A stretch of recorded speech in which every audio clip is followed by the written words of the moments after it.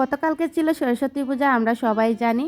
তো গতকালকে আমি কেন রামকৃষ্ণ মিশনে ২ বার গিয়েছি, তো সবকিছু তোমাদের সাথে শেয়ার করার জন্য আজকের এই ব্লগটা। তো হ্যালো এভরিওয়ান, আমি মুনমুন আজ আবারও চলে এসেছি নতুন একটি ব্লগ ভিডিও নিয়ে তোমাদের সাথে শেয়ার করতে। তো বন্ধুরা স্কিপ না করে পুরো ভিডিওটা দেখবে, আশা করছি ভালো লাগবে। তো এদিকে দেখো ফাইনালি আমি রেডি হয়ে গেছি। আর আগের দিন সন্ধ্যাবেলা ওদের বাবাকে পাঠিয়েছিলাম মিশনে, কারণ হচ্ছে আমার ছেলে গত বছর হাতে করি দেওয়ার কথা ছিল, তো আমাদের অসুস্থ থাকার কারণে হাতে করিটা হয় নাই। তো বাড়িতে পুজো হয়, এবার সংক্রান্তিতে বাড়িতে গিয়ে এসেছি, এবার তো আবার যাওয়া সম্ভব হচ্ছে না। কাছে থাকলে হয়তো বা চলে যেতাম।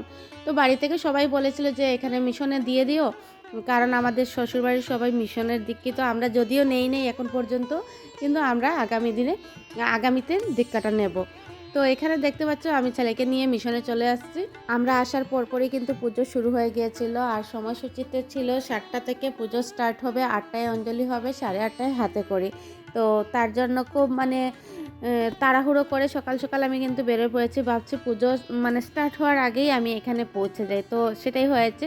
কালকের দিনটা আমার কাছে আরও একটা স্পেশাল দিন হয়ে গিয়েছিল, কারণ এই যে আমার ছেলে হাতে করি যার হাত দিয়ে দিচ্ছে, ওর সাথে মিশনের গেটে গিয়ে দেখা হলো, ভীষণ ভালো লেগেছে। ও আমার একটা ছোট বোন, আমার পাড়া প্রতিবেশী হিসাবে ওর সাথে আমার অনেক বছর পর দেখা হয়েছে।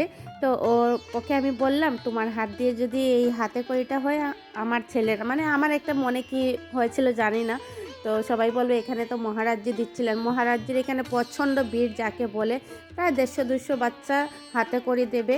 তাছাড়া এই ছোট বাচ্চা এতক্ষণ দাঁড়িয়ে আর ধাক্কাধাক্কির একটা পরে দিকে কি হয়েছিল, সবারই তো ছোট বাচ্চা, সবাইকে তো বুঝতে হবে।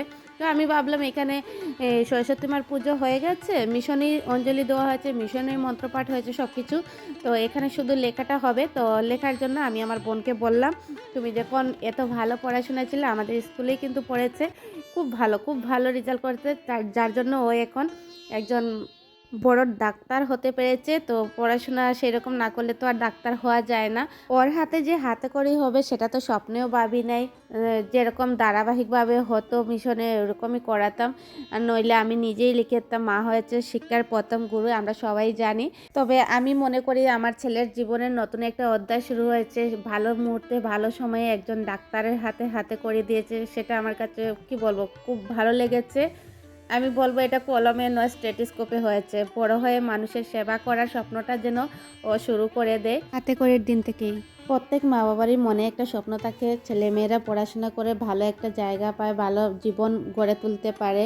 তো সেটা কিন্তু আমিও চাইছি। তো বন্ধুরা, তোমরা একটু আশীর্বাদ করো আমার ছেলেকে, ও যেন মানুষের মতো মানুষ হতে পারে, সুস্থ থাকে, ভালো থাকে। তো তারপরে তোমরা দেখতে পাচ্ছ এখানে আমরা মিশন থেকে চলে যাচ্ছি, আর যাওয়ার সময় অল্প ভিডিও করেছি। এই ফুল বাগানগুলো না দেখে কি মনে হয় ঘরে যাব না, এখানেই থেকে যাই। আমার ফুল ভীষণ ভালো লাগে, তোমাদেরকে তো আগের অনেক ভিডিওতে বলেছি ফুল আমি খুব ভালোবাসি।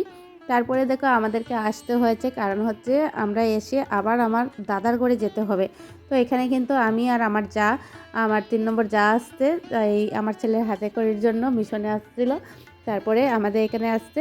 তো দেখতে পাচ্ছ এখান থেকে আমরা রেডি হয়ে আবার ঘর থেকে রেডি হয়ে চলে যাচ্ছি দাদার ঘরে। তো দাদার ঘরে সরস্বতী পূজা হয়েছে, এখানে আমার দাদার ছেলে দরজায় দাঁড়িয়ে আছে, বলছে এত লেট করেছে কেন। ওদের ঘরে যেতে প্রায় 2টা 2:30টা বেজে গিয়েছিল আমাদের, আর গিয়ে এখানে দেখলাম পুজো শেষ হয়েছে। গতকালকে তো প্রায় বাসাতেই পুজো হয়েছে। তো এখানে আমার দাদার ঘরে পুজো হয়, প্রত্যেক বছরই করে ওরা। তো আমাদের আসতে লেট হয়েছে, মিশনে গিয়েছিলাম, ছেলের হাতে করেছিল, ওরা তো জানে। তো তার জন্য আমার বৌদি ওরা কিছু বলে না, কিন্তু আমার দাদার ছেলে মেয়েরা কিন্তু বলছিল এত লেট করেছে কেন।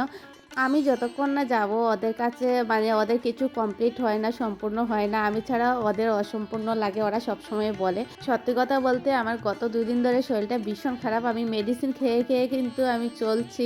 আর এখানে প্রসাদ খাওয়ার পরে আমার দাদার মেয়ে বায়না করছিল, পিপি আমরা তো কোথাও ঘুরতে যাই নাই, তো আমাদেরকে মিশনে নিয়ে চলো। তো আমি কি বলবো, আমি ওদেরকে না করতে পারি না, যার কারণে ওরা ছোটোখাটো দাবি করে আমার কাছে, আর আমি চেষ্টা করি ওদের ছোটোখাটো দাবি সবসময় পূরণ করার। যে এই যে বললাম না, অসম্পূর্ণ থেকে যায় আমি ছাড়া, তো হয়তো বা এটার জন্য আমাকে আরও ভীষণ ভালোবাসে, আমি ওদের ছোটোখাটো দাবিটা পূরণ করতে পারি। জানি না, আমার মনে হচ্ছে এটার জন্যই, নইলে আমার কাছে কি আছে, কি দিয়ে ওদেরকে পারবো আমি সন্তুষ্ট করতে। তো যাই হোক, আমি ওদের কথা রাখতে আমি চলে আসলাম ওদেরকে নিয়ে মিশন। আমারও ভীষণ ভালো লাগে মন্দিরে যেতে, কিন্তু ছেলেদের জন্য তো খুব একটা বেরোতে পারি না, বাসা থেকে অনেকটা দূরে। ভাবি মাসে একবার হলেও যাব, কিন্তু কখনো হয় যাওয়া, কখনো আবার হয় না। তো যাই হোক, গতকালকে আমি 2বার এসেছি, আমার খুব ভালো লেগেছে। আর কি বলবো, এখানে দেখো সন্ধ্যাবেলার প্রার্থনার টাইম হয়ে গিয়েছিল, আর তখন আমি ওদেরকে বলেছিলাম এখানে প্রার্থনাতে যদি বসি তাহলে প্রায় 1.5 ঘন্টা সময় এখানে থাকতে হবে আরও। আর এখান থেকে ওদের বাসাতে গিয়ে ওদেরকে রেখে তারপরে আমার ছেলেদেরকে নিয়ে আর আমার যাকে নিয়ে আমি আবার বাসাতে আসতে হবে। তো ওদেরকে বলেছি অন্য কোনো দিন আবার বেশি সময় কাটাবো মিশনে এসে, এখানে প্রার্থনাতে থাকবো, আজকে চলে যাই। তো বলেছে ঠিক আছে। তো দেখো এখান থেকে আমরা চলে যাচ্ছি বাসাতে। খুব ভালো কেটেছে কিন্তু সরস্বতী পূজার দিনটা। তো বন্ধুরা, তোমরা কমেন্টে জানিও আমার ভিডিওটা কেমন হয়েছে। ভালো লেগে থাকলে লাইক কমেন্ট শেয়ার করতে ভুলো না। ধন্যবাদ।